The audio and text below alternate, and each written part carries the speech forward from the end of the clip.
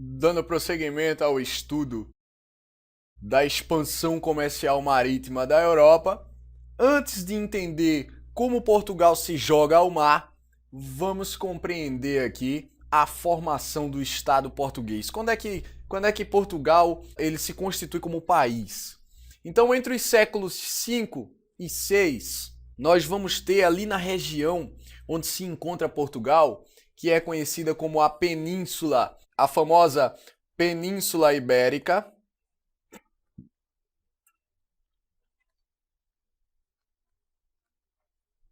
A famosa Península Ibérica, tá certo?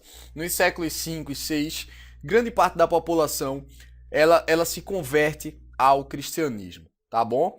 O problema é que a partir do século 8, nós vamos ter 7 e 8, nós vamos ter as invasões de povos árabes que estavam no norte da África e invadem a Península Ibérica, chegando a ocupar a península em sua totalidade, tá bom? Posteriormente, alguns reinos católicos começam a reconquistar a Península Ibérica a partir do norte, tá bom? Então esses reinos que você está vendo aqui em rosa, ó, eles se instalaram depois, os árabes chegaram a controlar toda a Península Ibérica, tá bom? Posteriormente, nós tivemos aí uma presença de cerca de 700, 800 anos, tá bom? Essa presença árabe aqui. E nós vamos ter momentos de guerra, mas lógico, também teremos momentos de paz. E nos momentos de paz, esses dois povos diferentes vão ter momentos muito importantes de intercâmbio cultural, tá certo? Mas aí vamos para a reconquista. Essa reconquista da Península Ibérica, ela começa pelo norte. E à medida que novos territórios iam sendo conquistados, eram fundados os famosos condados. Um desses condados é o famoso Condado de Portugal, ou Condado Portucalense, que pertencia ao Reino de Leão.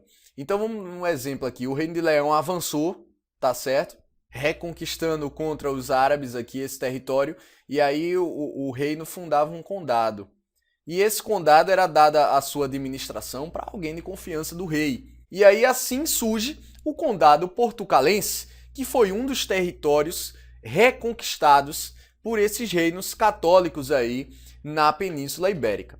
A sua administração foi entregue então a Dom Henrique de Borgonha. E Dom Henrique de Borgonha trabalhou firmemente pela autonomia do Condado Portucalense. Mas aí a total autonomia só vai ser conquistada pelo seu filho, Dom Afonso Henriques. Dom Afonso Henriques é importantíssimo para a história portuguesa, porque é graças a Dom Afonso Henriques que o Condado Portucalense consegue a sua independência, formando assim o Reino de Portugal, tá ok? E dando início à dinastia de Borgonha, que era sua família.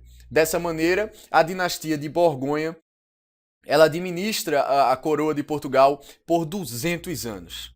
Bom, Portugal era um país de economia extremamente agrária, tá bom? Movida pelo vinho e pelo azeite, mas também era uma comunidade voltada para o comércio e a navegação. Eu acho que a gente pode conceder esse crédito à influência dos árabes na Península Ibérica, principalmente com o desenvolvimento da pesca e das atividades comerciais. Os principais pescados portugueses eram o atum, a baleia e o famoso bacalhau português, não é verdade? Quem não procura o famoso bacalhau português é tradicionalíssimo em todo o mundo. E isso vem desde o século XVI, XV, XVI aqui. O bacalhau já era um dos principais pescados portugueses. E aí o crescimento dessas novas atividades vai trazer uma importância social maior para aqueles grupos ligados ao comércio e à navegação. Então veja só, um ex-senhor feudal, camarada com dinheiro, tá certo? Tinha entrado em declínio a atividade agrária, tinha o dinheiro para investir.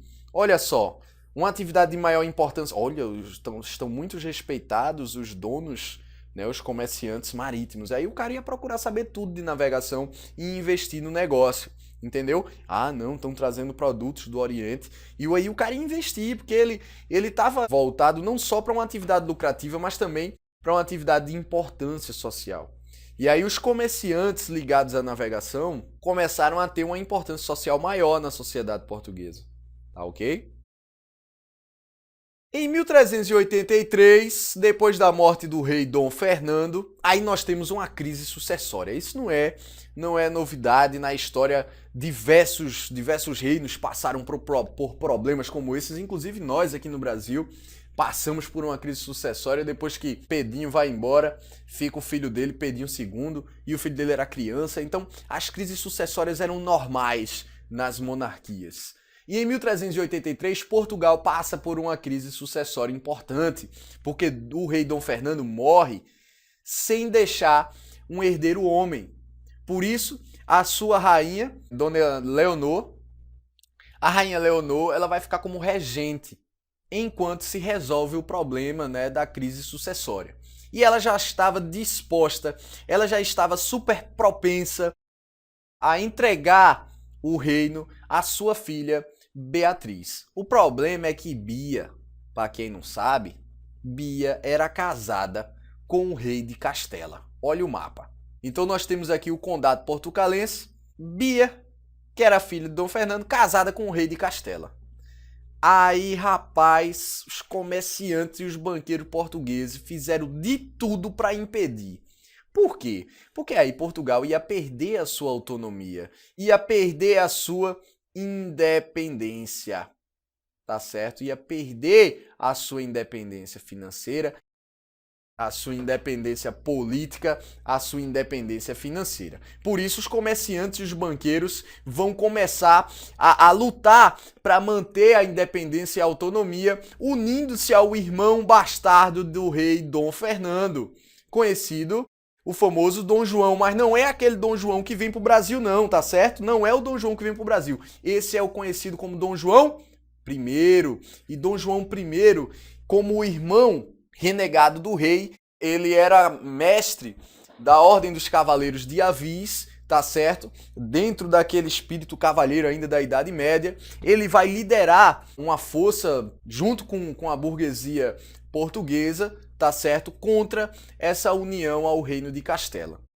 Vencem o conflito e com isso Dom João ele é nomeado rei de Portugal como Dom João I e dessa forma nós temos o início da dinastia de Avis, que era então agora a família representante do reino português, tá ok?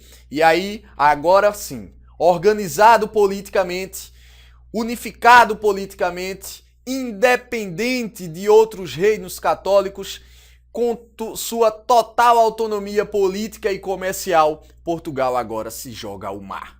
Mas isso é tema da próxima aula. Até lá.